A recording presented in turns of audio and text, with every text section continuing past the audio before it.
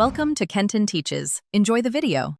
You start by securing the watch face down on a soft cloth, then position the case in the bracelet block so the lug holes are visible.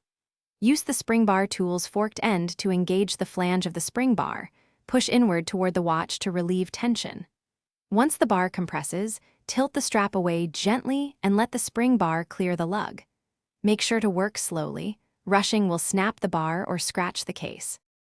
Once the band is detached from the lugs, turn the bracelet over and find the small arrows indicating pin direction. That tells you how the pins exit.